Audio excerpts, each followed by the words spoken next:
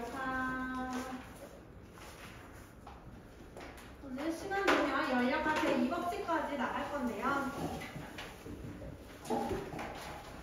열역학이라는 거는 역학인데 열에 관한 역학이에요. 근데 열에서 가장 많은 영향을 받는 거는 기체야, 기체. 고체나 액체는 열을 가해도 부피도 많이 안 변하고 압력도 많이 안 변해요. 그래서 고체, 액체는 잘 안 다루는데 열역학에서 기체는 열을 가하거나 하면은 부피도 많이 변하고요. 압력도 많이 변해요. 그래서 보통은 기체에서 역학을 다루는 거를 열역학이라고 합니다. 열역학 안에는 열역학 1법칙이 있고 열역학 2법칙이 있어요. 열역학 1법칙은 에너지 보존에 관한 법칙이에요. 열역학 2법칙은 에너지의 방향성에 대한 이야기야. 방향성. 그래서 이 법칙에서는 계산 문제는 많이 안 나와요. 별로 어렵지도 않고요. 근데 1법칙이 조금 외울 게 많아. 헷갈리는 것도 많고. 그래서 1법칙을 위주로 한번 볼 거고 시간 남으면 2법칙까지 한번 해볼게요. 자, 기체에서 열이랑 관련된 게 열을 가했다 그러면은 압력, 부피가 변할 수도 있고 압력이 변할 수도 있고 온도가 변할 수도 있어. 우리 앞으로 기체에서 온도는 절대 온도를 사용할 거야. 켈빈이죠. 켈빈 섭씨 온도 말고 절대 온도. 그래서 세 가지 관계를 한번 볼 건데 우선 기호로 나타내 봅시다. 부피는 V로 보통 나타내고 압력은 P, 온도는 T로 나타내게 되죠. 그 다음에 부피나 온도는 잘 알고 있어 너네가. 근데 압력을 잘 모르는 친구들이 많아. 압력이라는 거는 힘이야, 힘. 내가 공기에 힘을 주려면 손가락으로 공기를 막 이렇게 해봐. 공기는 안 밀려요. 힘을 잘 안 받아. 대신에 손바닥으로 공기를 밀면은 공기는 밀려. 힘을 받아요.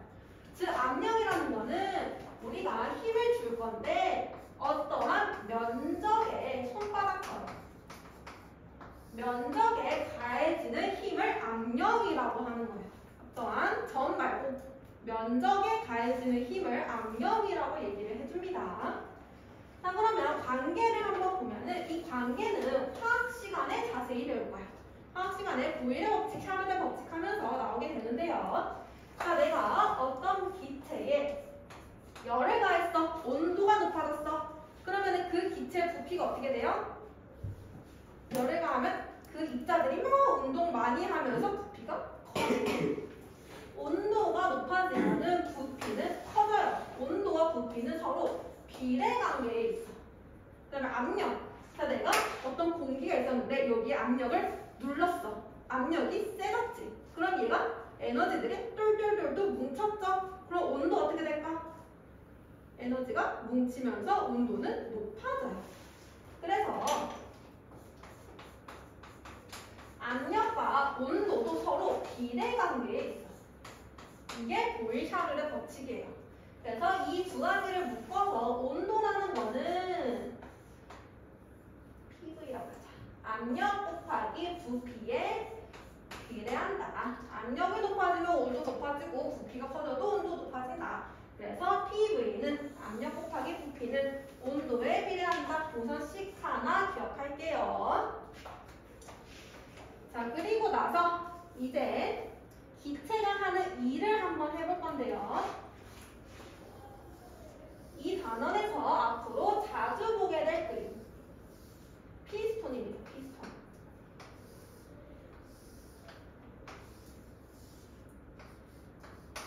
이 안에 기체가 있었어. 근데 이 기체가 피스톤을 밀어내는 일을 하는 거야. 이때 이동한 거리, 우리 이동 거리 S로 표현하죠. 그 다음에 얘 피스톤의 면적 A, 그리고 이 안에 압력 P.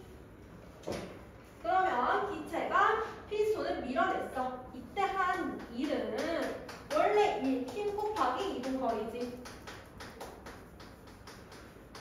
근데 여기서 힘이라는 거는 압력이랑 관련이 있다고 했어. 압력 다시 가보자. 압력 P는 A분의 F. 그러면 이 식으로 넘기면 압력 곱하기 A. 이 식에서 우리 역학적 에너지 할 때 한 식에서 나오는 거야. 힘 F는 압력 곱하기 A고 이동거리는 S야. 이렇게 나오지. 근데 여기서 A 곱하기 S라는 거는 이 안에 증가한 부피를 얘기해요. 부피. 그치? A 곱하기 반면적 곱하기 높이. 부피죠, 부피. 그래서 원래 부피가 이만큼이었는데 부피가 증가했죠. 그 변한 부피가 A 곱하기 S. 부피의 변화량 델타 V. 델타는 변화량이죠. 델타 V. 그래서 식 붙여주면 P 델타 V. 기체가 한 일을 구할 때는 압력 곱하기 부피 변화 식도 하나 나왔죠. 여기서 압력은 0만 아니면 돼. 그치? 압력이 0만 아니면 기체는 일을 하는데 중요한 거는 부피 변화. 부피 변화. PV가 아니고 P 델타 V야. 부피가 0이 아니어도 부피가 안 변했으면 일을 안 하는 거야. 무조건 부피가 커지거나 부피가 작아져야지만 일을 한 거야. 알겠죠? 부피 안 변하면 일 안 한 겁니다. 그래서 기체가 한 일 P 델타 V.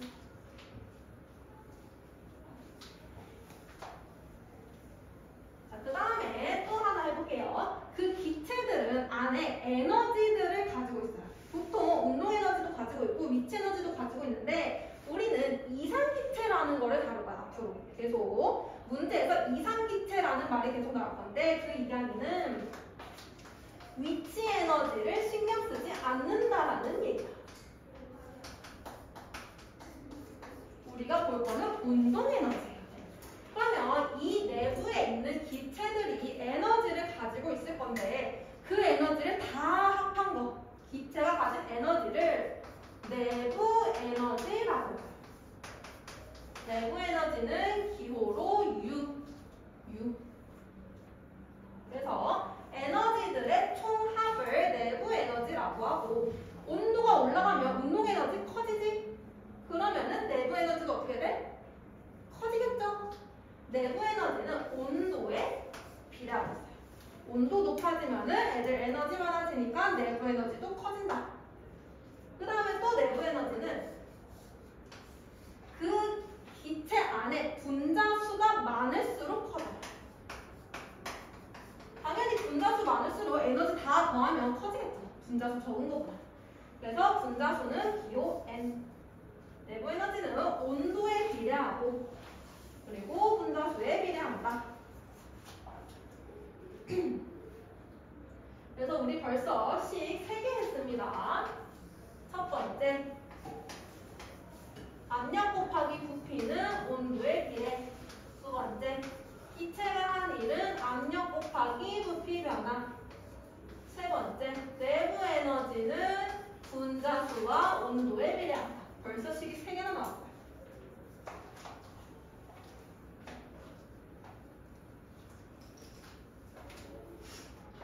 자, 여기까지 알고 난 다음에 이제 연력학 제1법칙 들어가는 거야. 자, 83페이지에 연력학 제1법칙 보면 외부에서 가해준 열 Q는 기체 내부 에너지 변화량 델타 U와 기체 외부의 한 1 W의 합과 같다. 이게 무슨 얘기냐면 어떤 기체가 있었어. 내가 여기에 열을 가해준 거야. 그러면은 이 가해준 열만큼 이 내부에 있던 기체들의 내부 에너지가 변하겠지. 그 다음에 얘 부피가 변할 수도 있지. 일을 할 수도 있고 일을 받을 수도 있어. 일하는데도 이 열을 사용해. 그러면 이거 외에 빠져나가는 열은 없다는 거야. 에너지가 보존된다는 거야. 가해준 열만큼 내부 에너지를 변하는 데 사용하거나 일을 하는 데 사용을 하거나 그 외에 버려지는 에너지나 새로 생겨난 에너지는 없다라는 거예요. 에너지가 보존된다라는 얘기고요. 그래서 여기서부터 나온 식이 열 Q, 열량 Q는 Q를 가해주면 내부 에너지를 변화시키거나 델타 U 혹은 일을 하는데 사용한다. 이게 열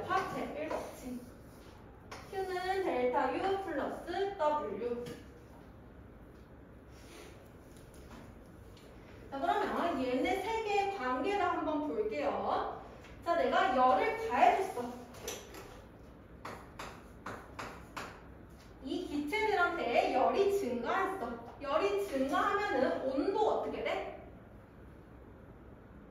열이 막 가열시켰어. 온도 어떻게 돼? 높아지겠지. 온도 높아지면은 내부 에너지 어떻게 돼? 증가하겠죠. 열이 증가하면 내부 에너지가 증가해. 그 다음에 또 가열시켰어. 얘 부피 증가할까 감소할까? 풍선에 가열시키면 얘는 부피가 증가해요. 부피가 증가하면은 일을 했다라고 표현해. 부피가 증가하면은 기체가 일을 했다. 부피가 감소하면은 기체가 외부로부터 일을 받았다 라고 표현합니다. 그래서 일도 증가해. 반대로 열을 빼앗겼어. 열이 감소했어. 그러면 온도도 감소해. 따라서 내부 에너지 감소해. 그 다음에 열을 빼앗기면 부피도 감소에 따라서 일을 받아. 항상 이 세 개는 세트야. 하나가 증가하면 나머지도 증가하고 하나가 감소하면 나머지도 감소해. 세 개는 세트로 같이 간다라고 보면 돼. 그래서 식이 하나 더 나왔어.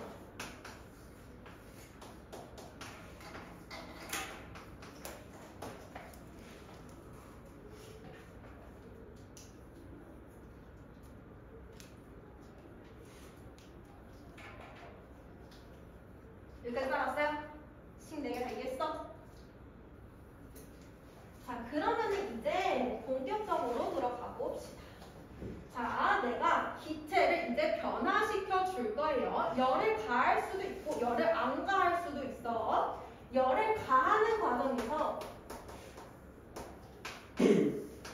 열을 가했어. 근데 압력이랑 온도는 변했어. 근데 부피가 안 변할 수가 있어. 그거를 등적 과정이라고 해요.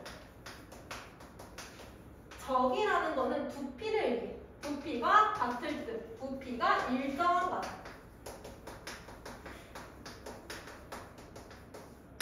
열을 가했지만 부피가 변하지 않는 과정. 그 다음에 압력이 안 변할 수도 있어. 등압 과정.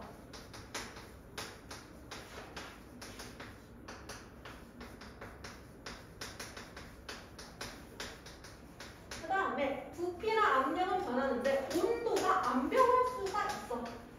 등온 과정.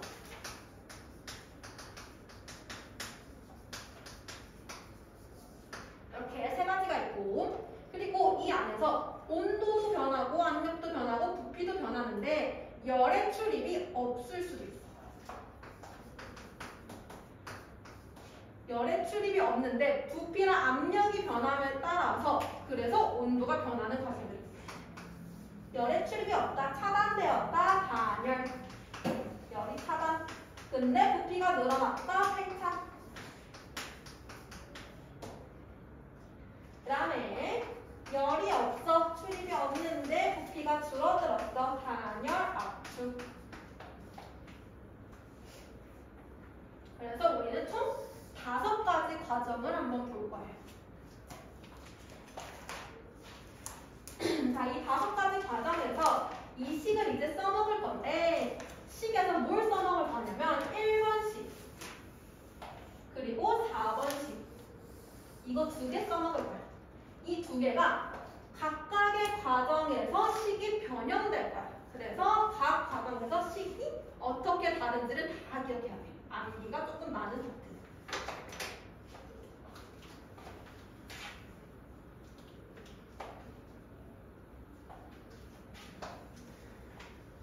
자, 첫 번째 열 출입이 있으면서 부피 안 변하는 거 등적 과정부터 해보자.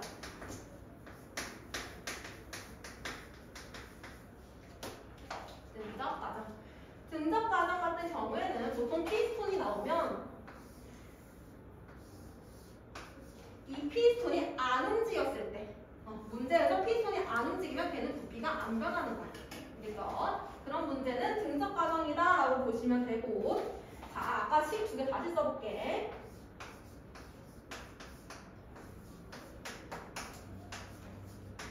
이제 식 변형시키자. PV는 T랑 비례하는데 여기서 부피 안 변하지. 부피는 신경 안 써도 돼. 부피 어차피 안 변하니까. 따라서 이 식은 그냥 이 식으로 바꿀 거야. 앞으로. 그 그 다음에 부피가 안 변했으니까 일을 했어 안 했어? 일은 부피가 변할 때만 하는 거라고 그랬죠? 일은 안 해. 일이 0이야. 그럼 내가 가해준 열은 전부 다 내부 에너지를 변하는데 사용시킨다는 얘기야. 이렇게 식이로. 일은 0. 이게 등적 과정에서의 식이고 그래프를 하나 볼 건데 그래프 X축이 부피 Y축이 압력. 여기서 이게 지금 부피가 안 변했죠. 부피 안 변하고 압력이 변한다. 이렇게 그려주면 되지.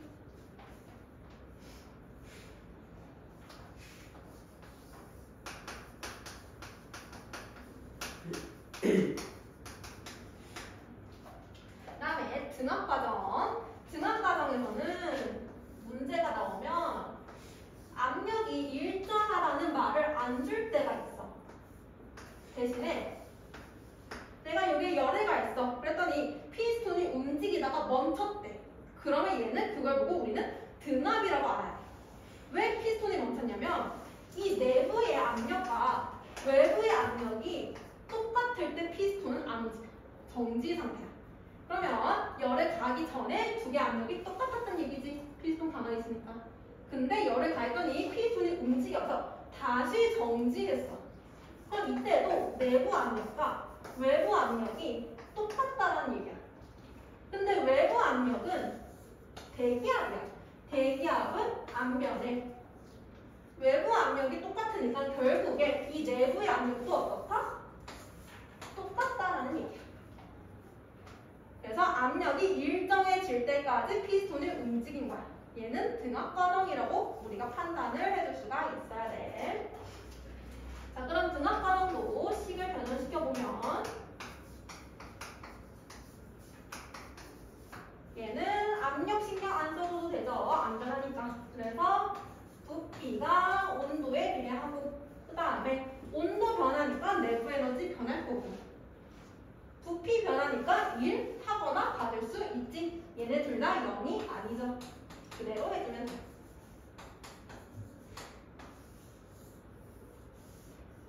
그럼 만약에 내가 열을 가했어. 그랬더니 얘가 등압 과정으로 부피가 변했대. 열을 가했으면은 기체가 가진 열이 증가했을 거야. 근데 얘네 세 개가 세트라고 했어. 하나 증가하면은 나머지도 증가해. 자, 내부 에너지가 변했네. 온도 어떻게 됐어? 증가할 거야. 일을 했네. 일을 했다는 얘기는 부피가 증가했다는 얘기야. 이렇게 해서 부피가 어떻게 변했냐 하면은 풀 수가 있어야 돼. 그죠? 이렇게 찾아 나가는 거예요. 그다음에 얘도 이제 그래프 나타내 보면 얘는 압력이 일정 이렇게 나오지. 그다음에 여기서 하나 더 압력 부피 그래프가 나왔어. 압력 부피 그래프. 그러면 그 그래프 아래쪽에 면적을 구할 수 있어요. 이 면적은 압력 곱하기 부피 변화 뭐죠? 압력 곱하기 부피 변화. 맞지? 1. 이체가 한 1. 그래서 압력 부피 그래프 나오면은 무조건 아래쪽에 면적이 의미하는 거는 1이에요. 1. 그래프 주고 1의 양을 구하시오 하면은 면적 구해주면 돼. 괜찮죠? 세 번째 등온 과정.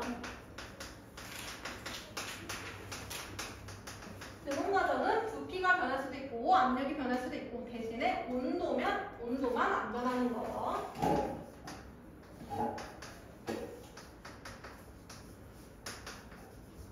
얘는 온도 안 변하니까 온도가 일정해. PV 곱한 게 항상 일정해. 그 다음에 온도 일정하면은 내부 에너지 변해 안 변해? 온도 안 변했으니까 안 변해. 내부 에너지 변화가 0이야. 따라서 PV가 일정하고 가해준 열은 전부 다 일을 하는데 사용해. 그럼 여기에서 내가 열을 가해줬다. 열을 가해줬으니까 일을 했다. 일을 했으면 부피가 증가한 거야, 감소한 거야? 일을 했다. 그렇지, 부피 증가. 근데 얘가 일정해야 돼. 압력은 감소. 이렇게.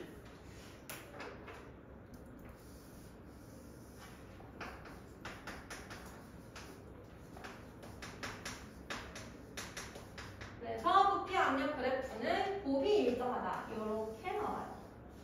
얘도 마찬가지로 그래프 아래쪽의 면적은 1. 그 다음에 얘는 특별히 그래프에 이름 하나 붙여줬어요. 이거를 등운선이라고 해요. 네, 이름 붙여줘봐요. 등운선.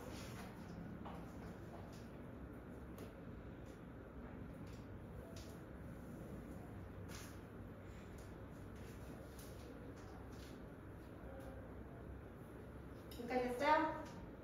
그래서 세 가지 과정에서 식이 어떻게 변하는지를 알아야 되고요. 문제를 보고 먼저 셋 중에 뭐인지 판단해. 그 다음에 등합이네? 그러면 이 식을 적어놓고 시작하는 거야. 문제를 봤는데 등원이네? 그러면 이 식을 적어놓고 시작하는 거야. 만약에 식이 잘못 적히면은 답이 다르게 나와. 알겠죠? 그러니까 식을 각 과정에 맞게 기억을 해주시고 그 다음에 단열 갑시다. 단열.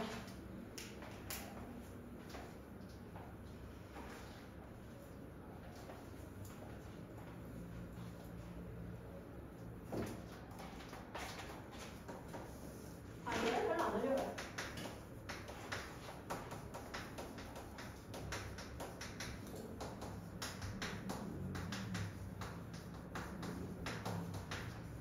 단열은 열의 출입이 없는 거, 열이 빼앗기지도 않고 증가하지도 않는 거. 단열 팽창의 가장 대표적인 예시가 구름 만들어지는 거예요. 구름. 구름이 기체가 상승하면 압력이 어떻게 돼? 낮아지지. 공기가 희박하니까. 압력 낮아지면서 이게 부피는 어떻게 될까? 압력이 낮아지니까 물은 힘이 없으니까 부피는 커질 거야. 그럼 온도는 어떻게 돼? 위로 올라갈수록 온도는 낮아져요. 그거를 기준으로 생각해주면 돼요. 구름 만들어지는 거. 단열 팽창을 하게 되면은 일단 팽창이니까 부피가 증가해. 근데 위로 올라가네 압력은 감소해.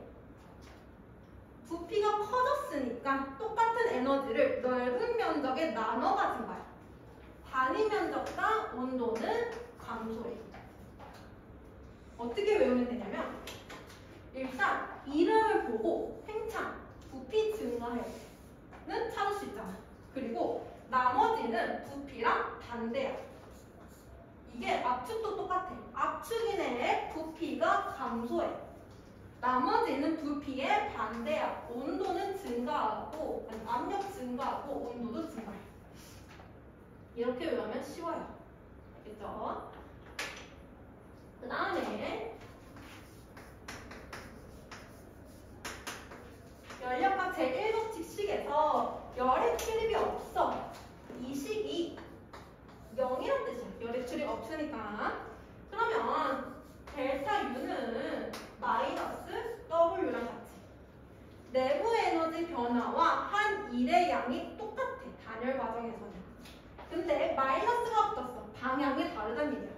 내부 에너지가 증가하면 일은 감소해. 감소한다는 얘기는 일을 받았다라는 얘기지.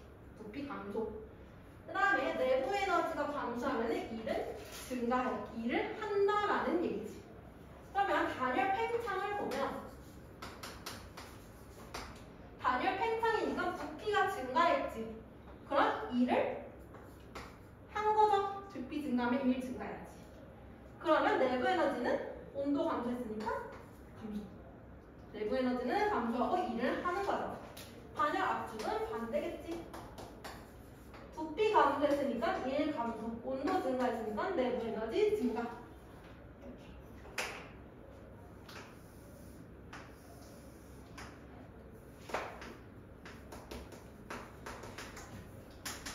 그 다음에 압력 부피 그래프를 보면은 얘는 등온선이랑 비슷하게 생겼는데 등온선이랑 단열 부분이 같이 나올 때가 있어요. 그러면 어떻게 보면 되냐면 만약에 등원선이 여기 두 개가 있어.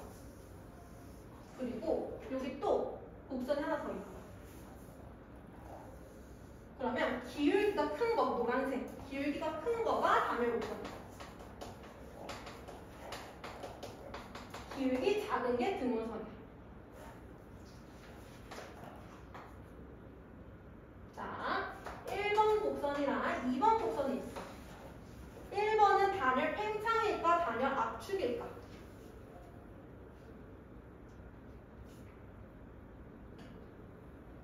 1번. 화살표가 아래로 돼 있고 2번은 화살표가 위로 돼 있어. 1번은 부피가 감소한가요, 증가한가요? 부피는 X축. X축이 어떻게 됐어?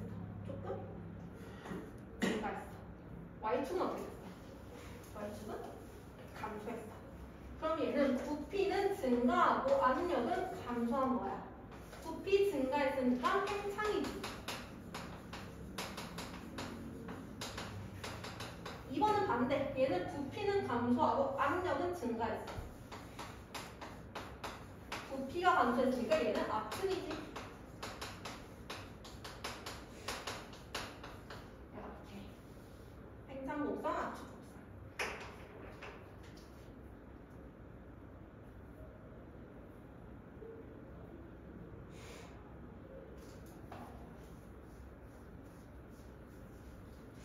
여기까지 이해됐어요? 오케이. 식은 반드시 암기가 돼야 되고요. 그 다음에 85페이지 문제 풀어보고 넘어갈까요?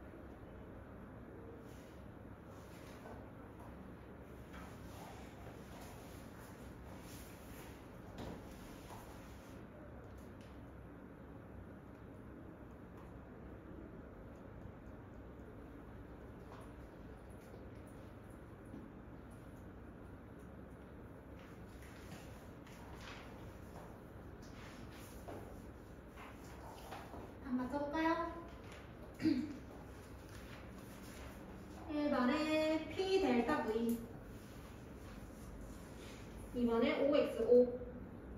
3번에 기억 내부 에너지 니은 인. 4번에 3000줄. 5번에 단열 과정. 2번에 등급 과정. 3번에 단열 과정. 단열 팽창 단열 압축 그거 해도 돼요. 6번에 1번 리을, 2번 니은, 3번 기억, 4번 디귿.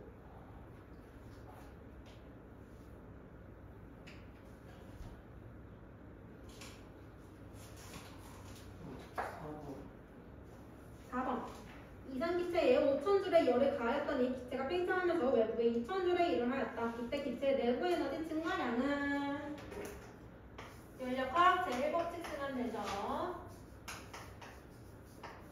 내가 5000줄의 열을 가했더니 열의 양이 5000. 그랬더니 내부 에너지 얼마큼 변했는지 모르고 대신에 일을 2000줄만큼 했다. 그럼 내부 에너지 변화량은 3000줄이겠네.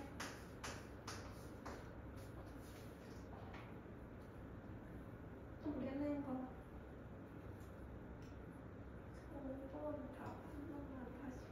5번 1번에 단열, 2번에 등급, 3번에 단열.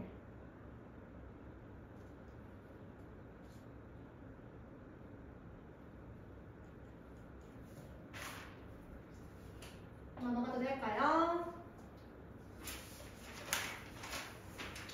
86부터 90페이지까지 숙제.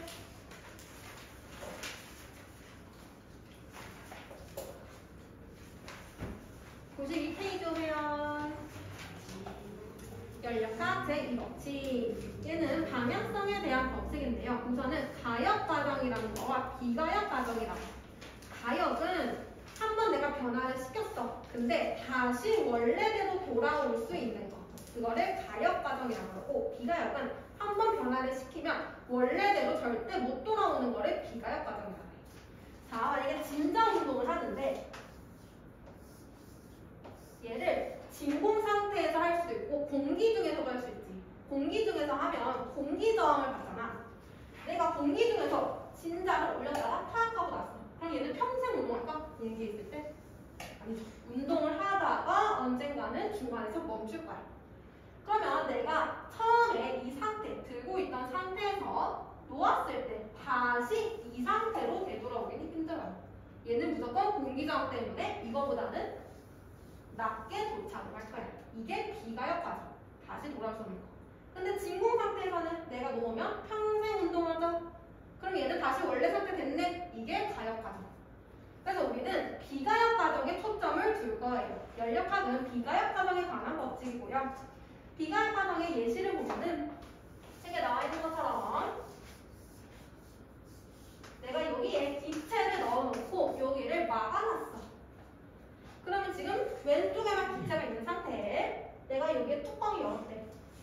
그럼 기체가 확산되겠죠? 그러면 여기도 기체가 오겠지?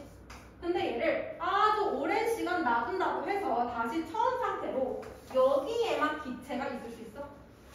이 기체들이 막 움직여가지고 전부 다 여기에 들어갈 수가 없죠. 이것도 비가역 과정의 예시. 물에다가 잉크를 톡 떨어뜨렸어. 그럼 얘는 퍼지지.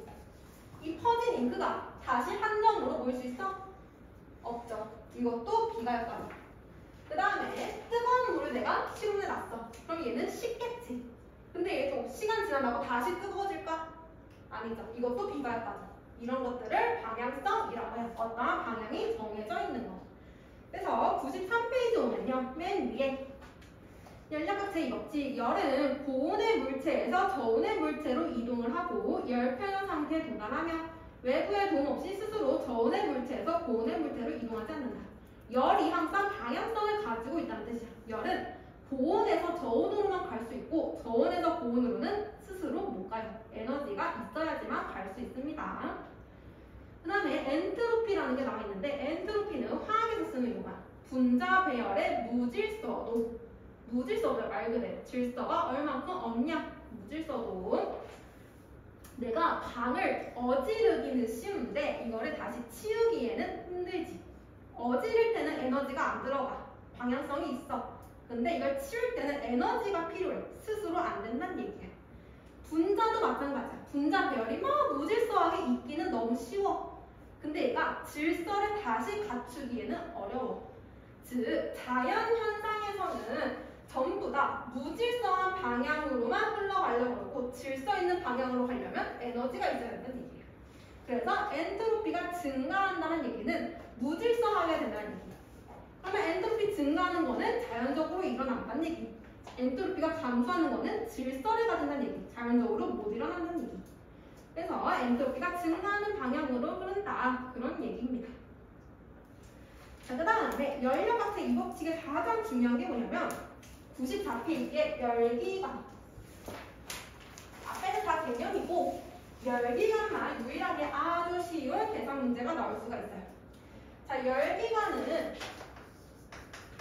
열을 이용해서 일을 하는 기구예요. 열을 이용해서 일을 하는 기구. 근데 우리가 일을 막 하다 보면은 마찰이 생길 수 있지.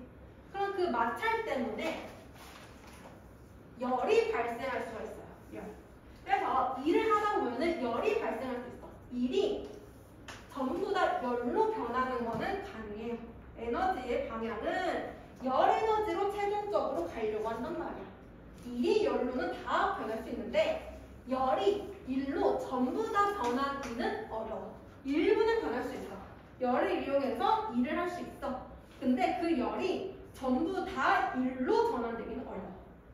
이게 열기관의 원리고요. 자, 열기관 보면은 열기관이 이렇게 있어요. 얘는 열을 공급받을 거고요. 열을 공급해주는 곳을 고열원이라고 해요. 열이 높은 곳, 열이 높은 곳, 온도가 높은 곳, 온도가 높은 곳에서 Q1만큼의 열을 받고 일부는 일을 해. W. 나머지는 방출해. 어디냐면 저열원으로. 나머지 방출량 Q2. 열기관 만들 때 마찰이 0이 될 수 있게 만드는 건 불가능해요. 마찰이 반드시 있을 수밖에 없고 그래서 방출되는 열이 생길 수밖에 없어요. Q2는 연료각체 이 법칙에 의해서 절대 0이 될 수가 없다는 얘기야. 무조건 방출되는 열이 있고 이때 Q1은 일부는 일을 하는데 쓰고 일부는 방출한다. 이렇게 되겠죠. 그러면 Q1이랑 일이 같아질 수 있어 없어? 없어요. 무조건 Q1이 더 클 수밖에 없습니다. 연료가 이 법칙에 의해서. 자, 여기서는 무슨 계산 문제 나오냐면 효율 구하는 거. 얼마나 효율적으로 일을 했느냐? 내가 Q1만큼의 열을 가했으면은 그거에서 한 일의 양을 열 효율이라고 합니다. 기호로는 2. 2는 Q1분의 W로 구할 수 있고요. 식을 바꾸면 W는 Q1-Q2로 바꿀 수도 있고요. 또 식 바꿔주면 이렇게 묶고 이렇게 묶을 수 있죠. 1-Q1분의 Q2로도 바꿀 수 있죠. 이거 구하는 거밖에 안 나와요. 그래서 열 효율 구하는 방법 알고 있으면 되고 이때 여기도 나와있죠. 열 효율이 1이 되는 열기관은 절대 있을 수 없다. 1이란 얘기는 Q1이랑 W가 똑같다는 얘기니까 있을 수 없다. 이런 열기관은 만들 수가 없다. 그 다음에 카르노 기관. 카르노 기관은 열 효율이 가장 높은 이상적인 열기관으로 고열원의 절대 온도와 저열원의 절대 온도로 열 효율이 구합니다. 카르노 기관도 열 효율이 1인 건 아닌데 그냥 최대로 열 효율이 가장 높은 기관을 카르노 기관이라고 해요. 카르노 기관은 그냥 열 효율에 Q1 대신에 고열원의 온도 넣어주고 Q2 대신에 저열원의 온도 넣어주면 돼요. 이렇게 넣어주면 되고 카르노 기관에서는 그 그래프가 나오는데 카르노 기관을 만들 때 어떻게 하면 열 효율이 높아지냐면 드론, 단열, 드론, 단열 순으로 순환할 수 있게 만들면은 그게 열 효율이 가장 높대요. 드론, 단열, 이 순으로 열이 순환하게. 그래서 얘를 그래프로 그려주면요.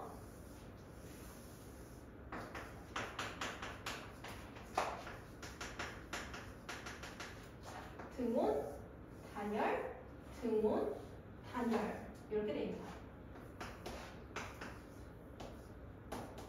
AB 과정은 등온 기울기 작으니까 BC 과정은 단열, CD 과정은 등온, DA 과정은 단열.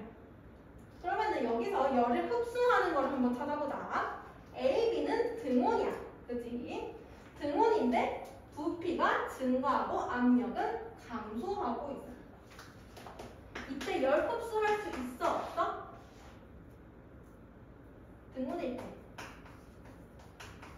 내부 에너지는 변하지 않지. Q는 W야, 그치? 일을 하면 부피가 증가하면은 열을 흡수한 거지. 지금 AB 보면은 부피가 증가하고 있어. 이때 열을 흡수했다는 얘기야. AB 과정에서 열을 흡수하고요. BC 과정 보자. BC는 기울기가 커, 단열이야. 근데 부피가 증가하고 있어. 그러면 팽창이죠. 단열 팽창에서 열 흡수할 수 있어, 없어? 열이 차단되어 있으니까 할 수 없어.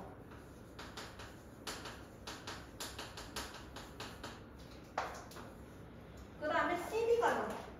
CD 과정도 등온이야. 근데 얘는 부피가 감소하고 있어. 일 감소. 그러면 열을 빼앗겼다는 얘기야.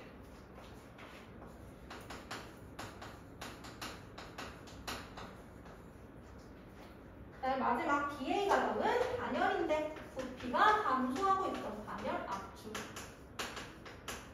단열 압축도 열 출입 못해. 열을 빼앗길 수 없어. 그러면 여기서 Q1이라는 거는 AB 과정에서 흡수하는 열이 곧 Q1이죠. 열 흡수는 AB에서밖에 못하고요. 열 방출 Q2는 CD 과정에서 방출한 열이 Q2죠.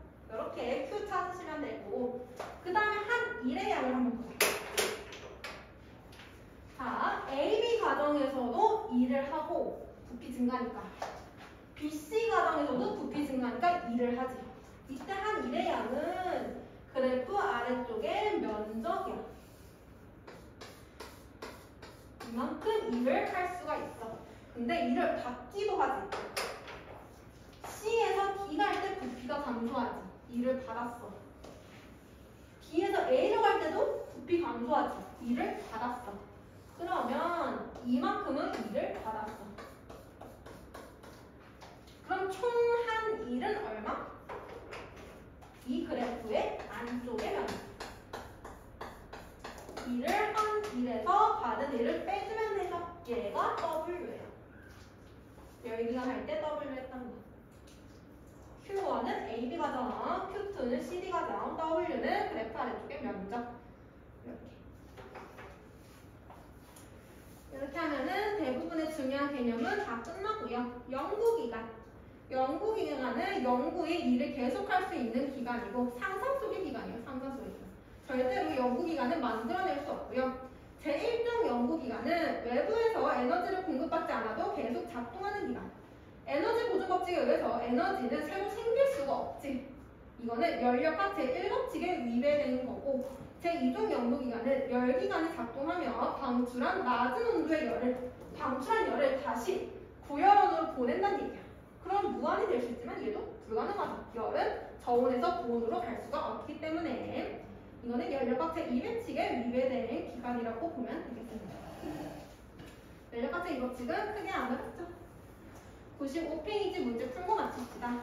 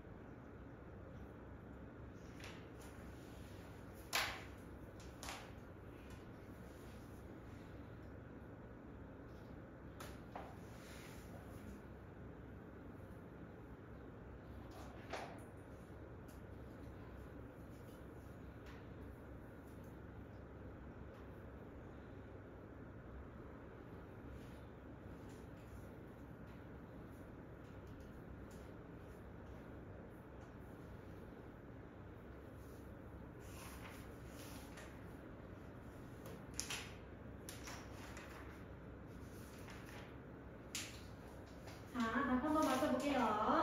1번에 XOX, 2번에 기억, 니은, 디귿, 3번에 1, 2, 4번에 X55, 5번에 0.4, 6번에 55X5. 혹시 모르겠는 거? 1번에 3번. 외부에서 에너지를 공급하여도 B의 상태에서 A의 상태로 되돌아오게 할 수 없다. 얘는 에너지를 공급한다는 얘기죠. 에너지가 없을 때는 되돌아올 수 없지만 에너지를 공급하면은 되돌아올 수 있어요. 또 모르겠는 거?